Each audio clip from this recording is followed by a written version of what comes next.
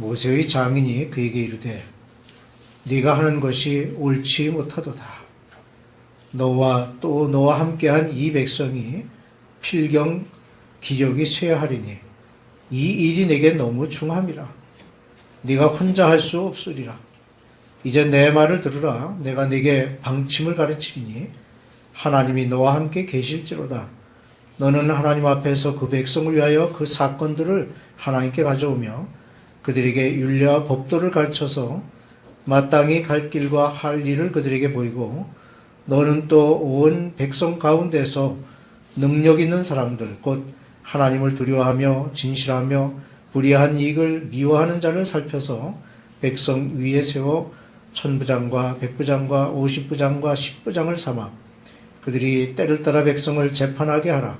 큰 일은 모두 네게 가져갈 것이요 작은 일은 모두 그들이 스스로 재판할 것이니 그리하면 그들이 너와 함께 담당할 것인즉 이 일이 네게 쉬우리라. 아멘.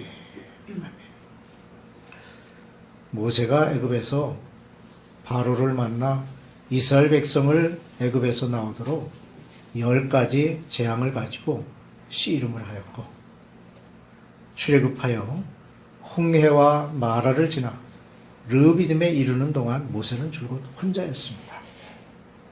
즉 그가 미디안에서 애굽으로 올 때 아내 십보라와 두 아들을 미디안으로 돌려보냈던 것입니다. 그런데 모세가 이 모든 과정을 통하여 하나님의 위대한 지도자가 되자 이도로는 십보라와 두 아들을 데리고 모세를 만나러 왔습니다. 이제야 비로소 온전한 가정을 이루게 된 것이죠. 모세의 장인 이드로는 하나님께서 그 백성들에게 행하신 모든 일들을 들었고 그들이 미디안에서 가까운 산에 진을 쳤다는 사실을 알고 이스라엘의 지도자가 된 모세를 만나러 게르솜과 엘리에셀을 데리고 찾아온 것입니다. 이드로의 방문을 통해서 이드로는 어떤 사람이었는지 그리고 어떤 역할을 하였는지를 볼 수가 있습니다. 우선 이드로는 겸손한 사람이었습니다. 모세는 40년 동안 초가살이로 이드로에게 의지하여 광야에서의 피난 생활을 하였습니다. 그곳에서 모세는 이드로의 양떼를 돌보았고 그의 딸 십보라를 아내로 맞이하게 되었습니다.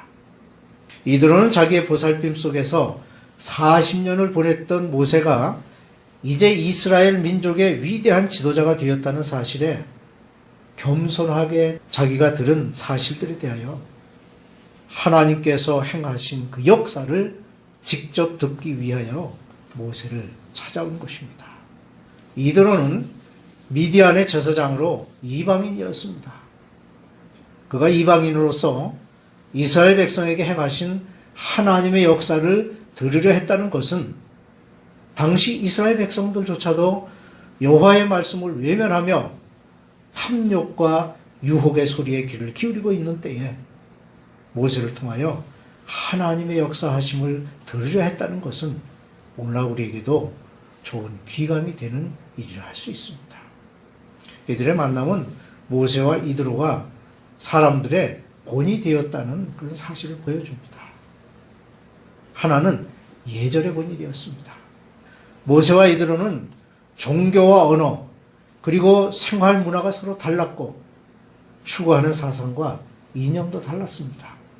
그럼에도 불구하고 두 사람의 만남과 보여준 예절은 성도들에게 본이 됩니다. 즉 이드로는 모세로부터 정성을 다한 영접과 대우를 받았습니다. 이러한 모세의 영접에 이드로는 과거에 자기가 모세를 돌보았다는 그러한 자고하는 마음을 갖지 아니하고 겸손한 모습으로 모세를 대했고 역시 모세도 지금의 자신을 과시하지 아니하고 이드로에게 평안한 휴식처를 제공하기에 힘썼습니다. 이와 같이 이들은 예절의 본이 되었고 이것은 성도가 어떻게 해야 되는지를 보여주는 아름다운 모습이라 할 수 있습니다. 다음으로 그들은 대화의 본이 되었습니다. 오랜만에 만남에서 할 말도 많았겠지만 그들의 대화의 초점은 이스라엘을 위하여 역사하신 하나님이었습니다. 이들에게 있어서 먼저 해야 할 다른 대화는 없었습니다. 즉 역사를 섭리하시는 하나님에 대한 것이요, 이보다 심오하고 웅장한 소재는 없었던 것입니다. 사실 우리도 이것만이 대화, 관심의 초점이 되어야 할 것입니다. 이처럼 만남에서 이루어지는 대화에서도 모세와 이드로가 우리에게 대화의 본을 보여주는 것처럼 우리 또한 이러한 대화가 되도록 힘써야 하겠습니다. 또 하나는 행위의 본이 되는 두 사람이었습니다. 그들의 만남은 서로 존중하는 마음이 바탕이 되었습니다. 이드로는 이교도로서 자기의 방법대로 희생의 제물을 드렸고, 이교도의 이러한 행위에 대하여 모세는 그것을 이해하기에 조금도 주저하지 않았습니다. 모세는 이와 같이 넓은 아량을 가지고 대했고, 우리는 이 모습을 보면서 이교도를 구원하기 원하는 성도의 모습을 가져야 함을 알게 된다고 하는 것입니다. 베드로는 자기를 찾아온 사람들을 따라 고넬료의 집에 가서 이방인을 향한 하나님의 역사에 순종하였습니다.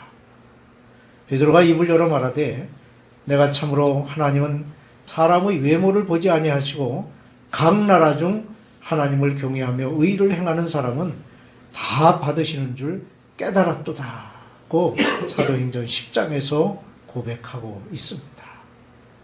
모세와 이드로와의 만남에서 얻는 교훈이 우리 생활의 본이 될 때 하나님께서는 우리를 통하여 더욱 큰 역사를 이루실 줄 믿는 것입니다. 지혜가 있고 명철한 사람은 주위 사람들의 권고에 귀 기울이고 고마워합니다. 반대로 어리석고 미련한 사람은 자기에게 도움을 주려는 충고나 권고를 받아들이지 않습니다. 그래서 사람들은 불필요한 오해가 생길까봐 권고하기를 주저합니다. 하지만 진정한 친구라면 필요할 때에 권고할 수 있어야 합니다. 본문에 나오는 이드로의 권고가 바로 그러한 것이었습니다. 이드로는 우선 현명한 판단을 하였습니다. 이드로는 모세가 하루 종일 이스라엘 자손들 앞에서 그들이 가지고 오는 여러 가지 사건들을 해결해 주기 위해서 모세나 백성들이 고생하는 모습을 보고 현명하게 처리하지 못하고 있음을 보았습니다. 그래서 그는 모세로 하여금 현명하게 일을 처리할 수 있는 충고를 한 것입니다. 현명한 사람의 충고를 받아들이는 지도자는 그 충고로 인하여 자신의 능력을 더욱 나타낼 수 있는 것입니다. 그런데 이러한 충고는 솔직한 마음으로 사심 없이 해야 합니다. 이드로는 모세에게 자기가 보고 느낀 대로 솔직하게 충고하였습니다. 권고나 충고하는 사람에게 있어서 중요한 것이 바로 이것입니다. 왜냐하면 자기가 보고 느낀 대로의 충고가 아니라 임의대로 하는 충고는 오히려 좋지 않은 충고가 될 수 있기 때문입니다. 이드로가 본 모세의 실책은 우선 모세가 하루 종일 혼자서 백성들의 소송 사건을 다루고 있었다고 하는 것입니다. 그 광경을 본 이드로는 모세에게 재판의 업무를 분담할 것을 권고했습니다. 이것은 모세로서도 미처 생각하지 못했던 것입니다. 사실 모세는 40년 동안 애굽에 있으면서 고도로 발달한 애굽의 문화를 몸에 지니지 못했습니다. 한마디로 등잔 밑이 어두운 자신의 모습을 가지고 있었던 것입니다. 모세의 이러한 실책은 자기의 사리사욕을 채우려는 것이 아니었습니다. 또한 자기만이 할 수 있다는 교만함이 있었던 것도 아니었습니다. 다만 이스라엘 백성을 이끌고 애굽을 나와 이곳에 오기까지 하나, 둘 늘어나는 백성들의 문제를 해주고 있었던 것이 쌓여서 지금의 상태에 이른 것이었습니다. 모든 문제가 그렇듯이 처음에는 큰 문제가 아니었는데 점점 쌓여서 해결하기 어려운 큰 문제가 되는 경우가 허다합니다. 이들의 권고를 몇 가지로 볼 수 있는데, 첫째로 독립심을 키워주려는 권고였습니다. 재판은 분명 모세 혼자서 감당하기 어려운 것이었습니다. 이드로의 권고는 그 업무의 분담과 함께 백성들이 독립심을 갖도록 일깨우는, 즉 그러한 사소한 일은 스스로 재판할 수 있도록 하는 의미가 담겨 있습니다. 그리하여 중간 지도자의 능력을 활용하라는 것입니다. 모든 사람에게는 정도의 차이는 있지만 각자에게 주어진 고유의 능력이 있습니다. 또한 이 능력은 자기 생애를 통하여 새롭게 개발하여 다른 사람보다 월등한 능력으로 성장시킬 수 있습니다. 이런 능력을 무엇보다도 하나님께서 그를 통하여 쓰시고자 하게 되면 모세와 같은 그런 위대한 지도자도 나오게 되는 것입니다. 이와 같이 모든 일에 한 사람의 능력에만 의존할 것이 아니라 서로의 능력을 활용하는 것이 하나님 앞에서 매우 은혜로운 생활임을 알아야 합니다.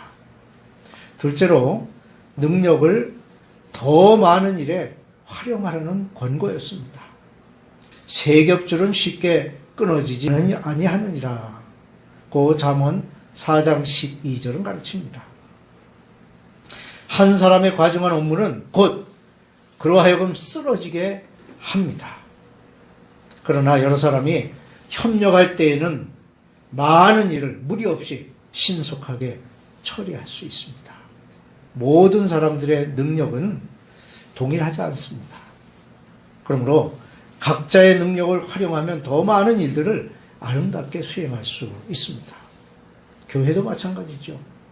주어진 직분에 따라 각자의 그 업무를 분담하여 충실히 수행하면 협력의 결실이 맺어지게 되고 교회의 원동력이 만들어져서 사회적으로도 많은 영향력을 미치게 되는 것입니다.